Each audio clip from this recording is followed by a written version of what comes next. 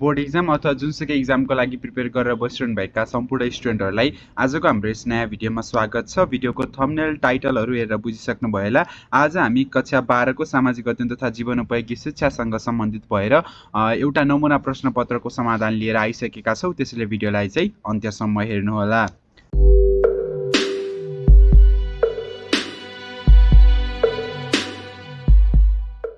ल योभन्दा पहिले पनि सुरुमा मैले एनईबीको एउटा प्रश्नपत्र 2081 मा सोधेको एनईबीको प्रश्नपत्रलाई नै अबको बोर्ड एक्जामको लागि त्यही प्याटर्नमा नै सोध्ने भएर चाहिँ त्यसलाई नमुना प्रश्नपत्रको समाधानको रूपमा चाहिँ प्रस्तुत गरेको थिएँ पहिले नै, जसको भिडियो तपाईँले हेर्न सक्नुहुन्छ। त्यो भिडियो सुरुमा हेर्नुहोला, किनकि त्यो भिडियोमा मैले अलिक बढी विस्तृत रूपमा चाहिँ छलफल गरेको छु कि कुन एकाइबाट कसरी प्रश्न सोध्छ, जस्तै अति छोटो उत्तरका प्रश्नहरू पनि कुन कुन एकाइबाट कसरी सोध्ने छ भन्ने कुरा चाहिँ मैले त्यो अलिक बढी एक्सप्लेन गरेको छु। सो त्यो भिडियो पनि हजुरले चाहिँ मजाले हेर्नुहोला। पहिले चाहिँ त्यो भिडियो हेर्न म एकदमै स्ट्रङली रिकमेन्ड गर्छु। त्यो भिडियो हेरेर मात्र यो भिडियोलाई चाहिँ कन्टिन्यू गर्नु होला है। ल ठिक छ, त्यो भिडियो पछि पनि हेर्न सक्नुहुन्छ। त अगाडि हेर्नुभयो भनेपछि धेरै राम्रो। अब हामी विषयवस्तुतर्फ केन्द्रित हुन्छौँ। पूर्णाङ्क 75 मार्क्सको रहने गर्छ सामाजिक अध्ययन तथा जीवनोपयोगी शिक्षाको। समय तपाईँलाई 3 घण्टा हुन्छ। समूह 3टा हुने गर्छ, समूह क, समूह ख र समूह ग गरी 3टा समूह हुने गर्छ। सो अब हामी पहिले समूह कबाट नै अघि बढौँ। समूह कमा तपाईँले कुल 11वटा प्रश्नको अति संक्षिप्त उत्तरहरू चाहिँ लेख्नुपर्ने हुन्छ। प्रत्येक प्रश्नको अङ्कभार 1 गर्ने गरी समूह क को कुल अङ्कभार चाहिँ 11 हुन्छ भनेर बुझ्नु होला।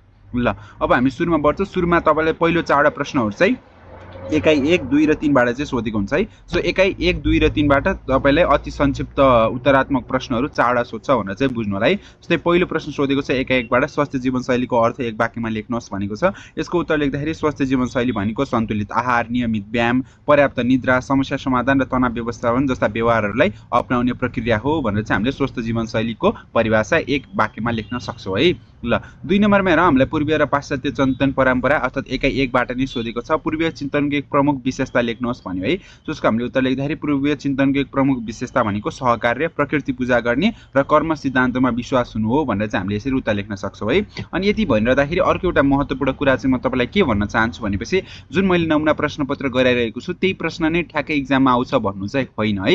यो नमुना प्रश्नपत्रको ध्येय यसको उद्देश्य के हुन्छ भनेपछि क्वेसनको प्याटर्न है, सोध्ने ढाँचा चाहिँ यस्तो हुन्छ भनेर भनिदिनु हो। तपाईँलाई क्वेसन नै आउँछ भनेर सुरुमै मोडल क्वेसनमै सबै क्वेसन भनिदियो भने त एक्जाम गराएको के मतलब र मोडल क्वेसन भनेपछि मोडल क्वेसन कुन मोडलमा आउँछ, कुन प्याटर्नमा आउँछ भन्ने कुरा एक्सप्लेन गर्नलाई र यसमा पनि मैले चाहिँ सोल्युसन राख्नुको कारण चाहिँ एन्सर कसरी लेख्ने भन्ने कुरा हजुरलाई सहज हुन्छ बुझ्नको लागि, एउटा आइडिया आउँछ नि त। सो त्यही भएर चाहिँ मैले सोल्युसन चाहिँ प्रोभाइड गर्ने गर्छु है। यो कुरा बुझ्नु होला। अब तपाईँलाई एक्जाममा पाश्चात्य चिन्तनको एक प्रमुख विशेषता लेख्नुहोस् अथवा पाश्चात्य चिन्तन प्रतिपादक गरेका कुनै 2 व्यक्तिको नाम लेख्नुहोस् भनेपछि अरस्तु, प्लेटो लेख्नु पर्यो। पूर्वीय चिन्तनका प्रतिपादक भनेपछि हामीले बौद्धलाई मान्न सक्छौँ होइन, गौतम बुद्धलाई। सो अनि त्यसपछि हामीले हाम्रो चाहिँ अरू धर्महरू पनि रहेका छन्, ती धर्महरूका प्रतिपादक हाम्रो भागवत गीतालाई पनि पूर्वीय चिन्तनको एक प्रतिपादकको रूपमा चाहिँ हामीले लिन सक्छौँ। सो त्यसरी पनि जुनसुकै प्रश्न चाहिँ सोधिन सक्ने भयो। यो चाहिँ मोडल हो भनेर चाहिँ बुझ्नु होला है। ल तेस्रो प्रश्नतर्फ अघि बढौँ। तपाईँले कुनै सामाजिक समस्या अनुसन्धान गर्नुभएको छ। अब हामीले अध्ययन प्रस्तावना गर्छौँ। अध्ययन प्रस्तावना चाहिँ हामीले कुनै पनि एउटा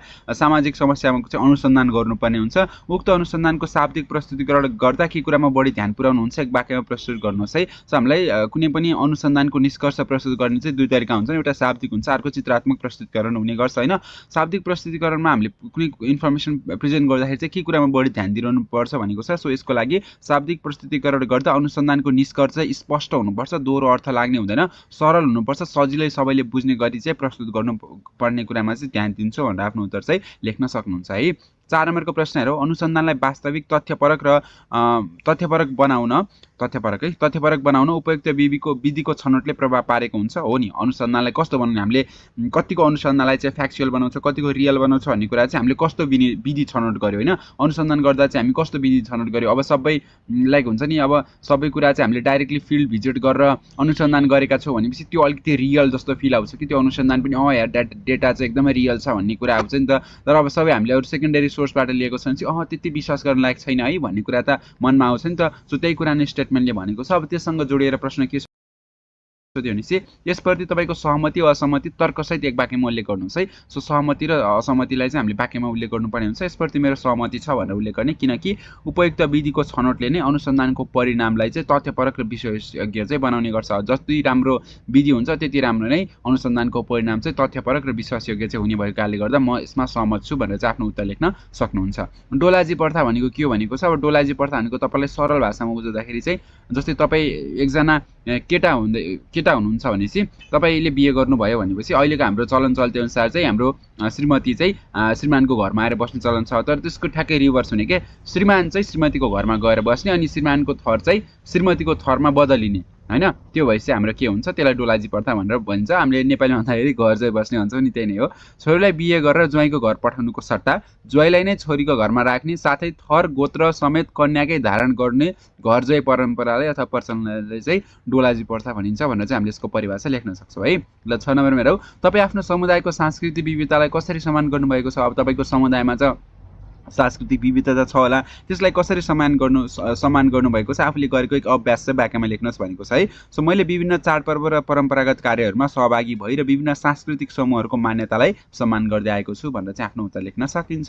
7 नम्बरमा हेरौँ, तपाईँको एकजना साथी फौजदारी मुद्दाको प्रकृति नबुझेको हुनुहुन्छ हैन। फौजदारी मुद्दा भनेको के हो भनेर तपाईँको साथीले बुझ्नु भएको छैन। अब यस सम्बन्धमा चाहिँ उहाँले कसरी प्रश्न पार्नुहुन्छ, आफ्नो विचार एक वाक्यमा लेख्नुहोस् है।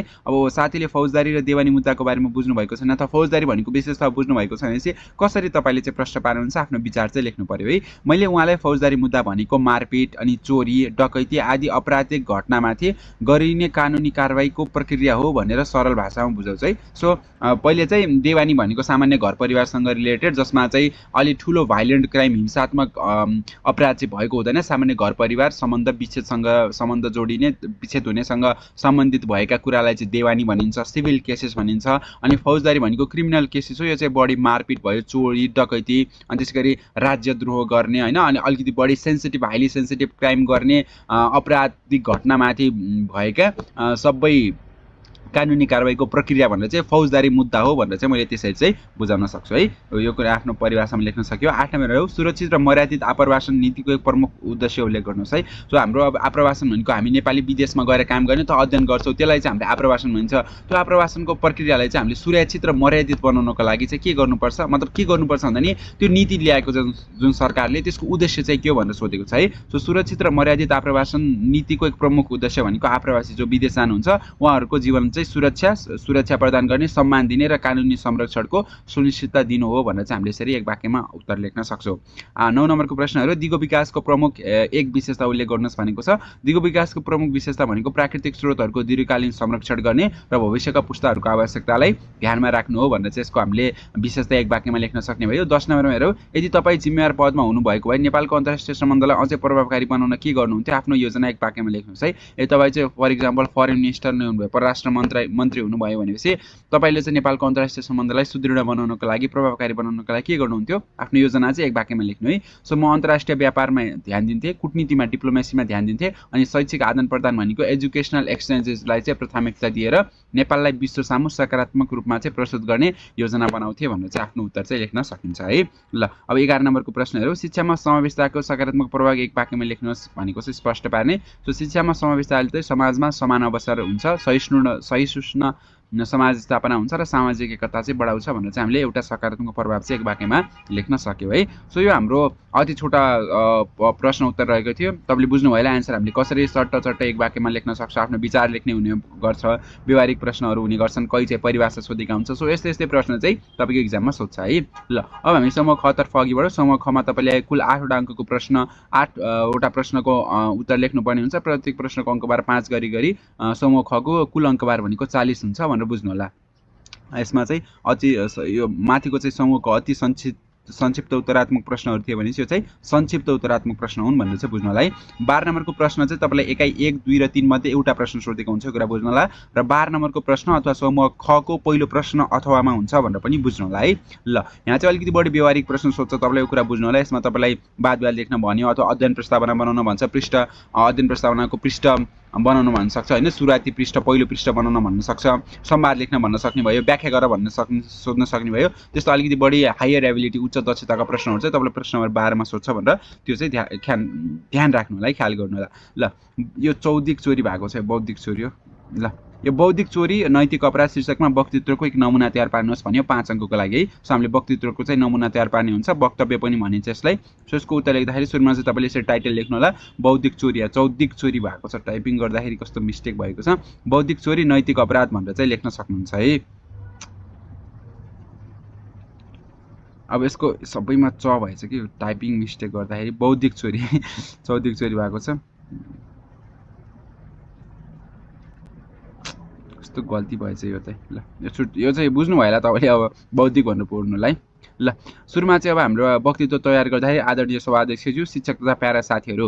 अब यसमा चाहिँ फेरि सबैले सम्बोधन गर्दैन, आदरणीय सभाध्यक्ष म लाइक हुन्छ नि त्यो सबैलाई चाहिँ नमस्कार टाको त्यति लामो चाहिँ गर्नु पर्दैन, सिम्पल एउटा नमुना तयार पार्ने भनेको वक्तृत्व नै लेख्न भनेको होइन है। सो आदरणीय सभाध्यक्ष, शिक्षक तथा प्यारा साथीहरू, म आज बौद्धिक चोरी नैतिक अपराध शीर्षकमा आफ्नो विचार प्रस्तुत गर्न यहाँ उभिएको छु। हामी सबैलाई थाहा छ शिक्षा भनेको ज्ञानको खोजी हो, तर त्यो ज्ञानलाई अरूसँग बाँड्नु नै हाम्रो कर्तव्य हो।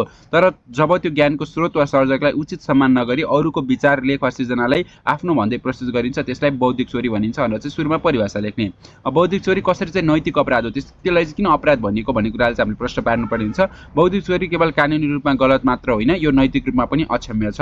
अरूले गरेको कठिन परिश्रमलाई आफ्नो भन्दै संसार सामु प्रस्तुत गर्नु भनेको झुट बोल्नु र आफ्नो असक्षमता ढाकछोप गर्नु हो। यसले न केवल सृजनशीलताको नाश गर्छ, तर यसले हामीलाई नीतिगत रूपमा पनि कमजोर बनाउने गर्छ। बौद्धिक चोरीले समाजमा असत्यमाथि सत्यको विजय गराउने प्रवृत्ति निम्त्याउँछ है।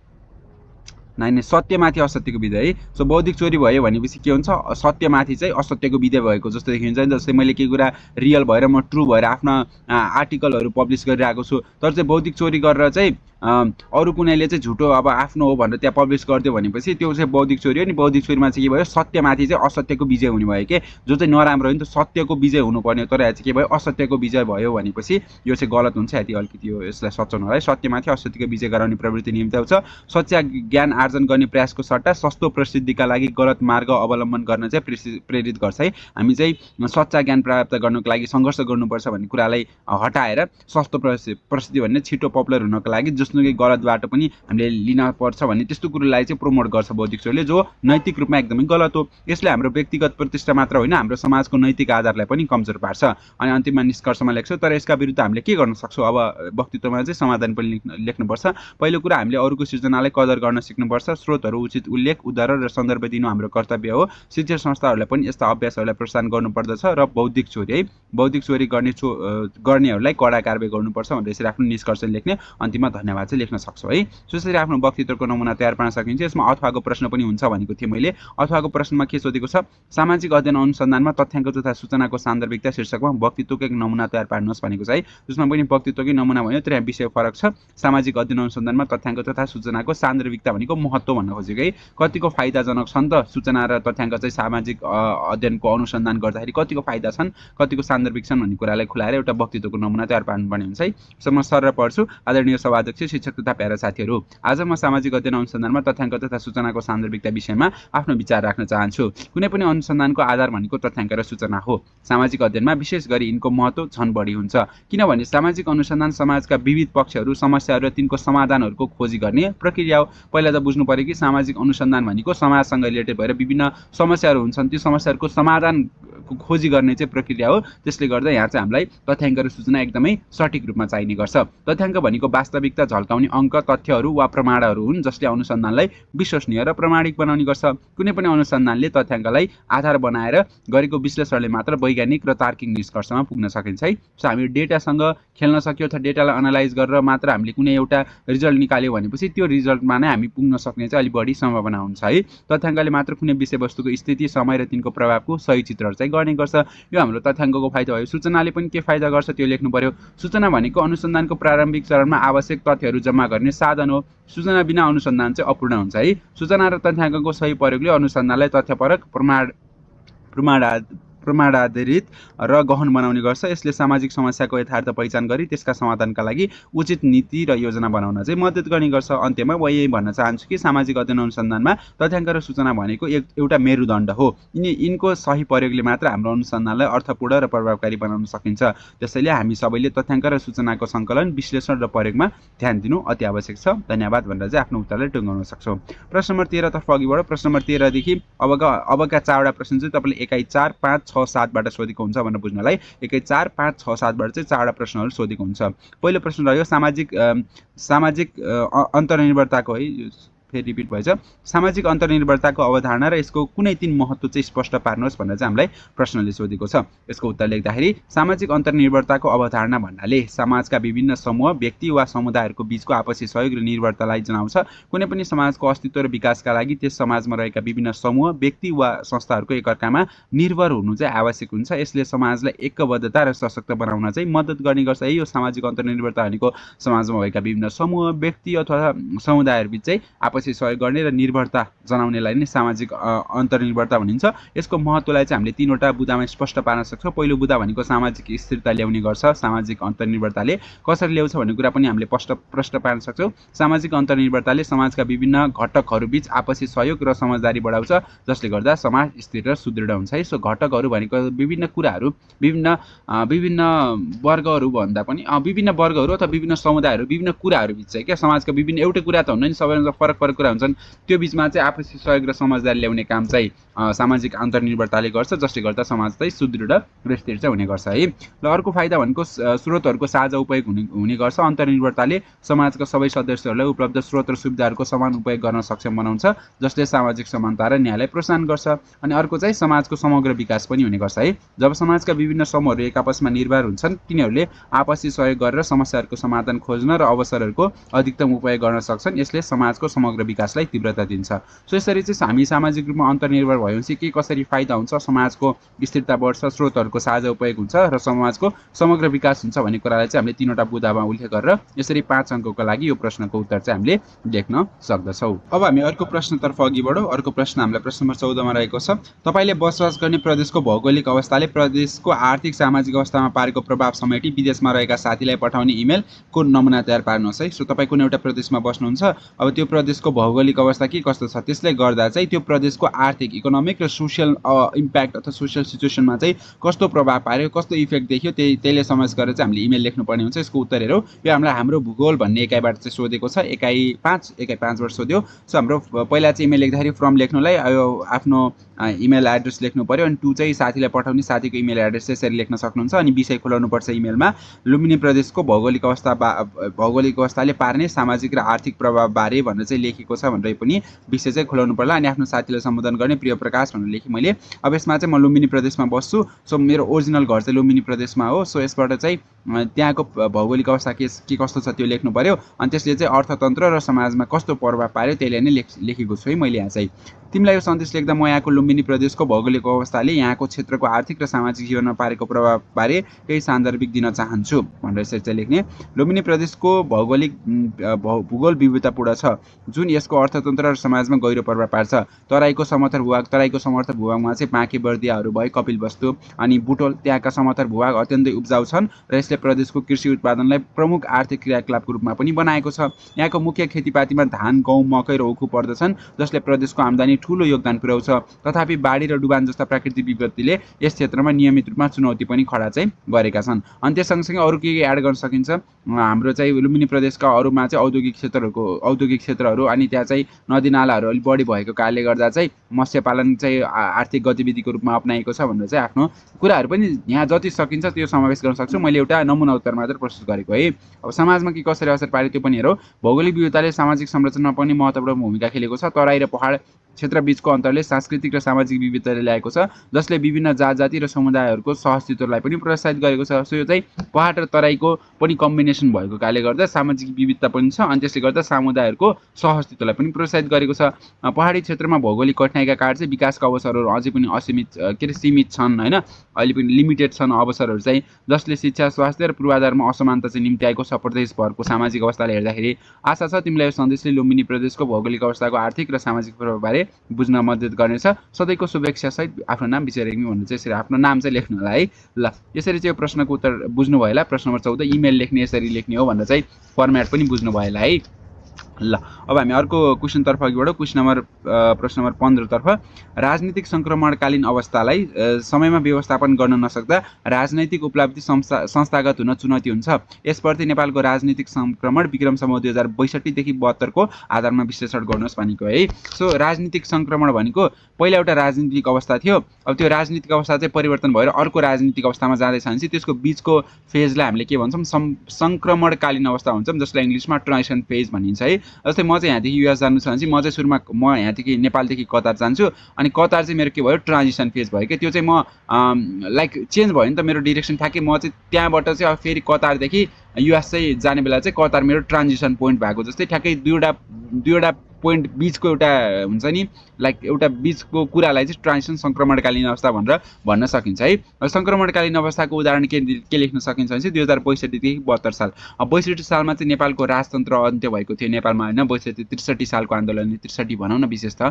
अनि त्यो अन्त्य भइसकेपछि चाहिँ अब त्यसपछि 72 सालमा चाहिँ नेपालको संविधान आयो के। सो राजतन्त्र पहिले 62 सालमा 63 सालमा अन्त्य भयो त्यति बेला को अवस्थामा। त्यसपछि 72 सालमा आइसकेपछि नेपालको नयाँ संविधान चाहिँ संविधान सभाबाट पारित भएको थियो। सो यसरी हेर्दाखेरि यो बिचको पिरियड भनेको सङ्क्रमणकालीन अवस्था भयो के। सो सङ्क्रमणकालीन अवस्थालाई चाहिँ हामीले राम्रोसँग व्यवस्थापन गर्न सकेनौँ भनेपछि हामीले जुन राजनीतिक उपलब्धि हासिल गर्यो नि, हामीले राजतन्त्र हटाएर सङ्घीय लोकतान्त्रिक गणतन्त्रात्मक नेपालको शासन व्यवस्था सुरु गरेका थियौँ नि, त्यसलाई चाहिँ संस्थागत गर्न, त्यसलाई चाहिँ राम्रोसँग चलाउनको लागि एकदमै चुनौती हुन्छ भनेर चाहिँ भनेको छ। अब यसलाई नै हामीले एक्सप्लेन गर्नुपर्ने हुन्छ है। त्यसको उत्तर लेख्दाखेरि कसरी लेख्ने, नेपालको राजनीतिक सङ्क्रमण विक्रम सम्वत 2062 देखि 72 एक दशक लामो प्रक्रिया हो जसमा प्रजातन्त्र पुनर्स्थापना भयो। प्रजातन्त्र भन्दा पनि यसमा चाहिँ प्रजातन्त्र स्थापना अथवा लोकतन्त्र स्थापना भनेर लेखौँ न, लोकतन्त्र है। लोकतन्त्र प्रजातन्त्र त्यति धेरै फरक पर्दैन, जे लेख्दा पनि हुन्छ, जसमा लोकतन्त्रको पुनर्स्थापना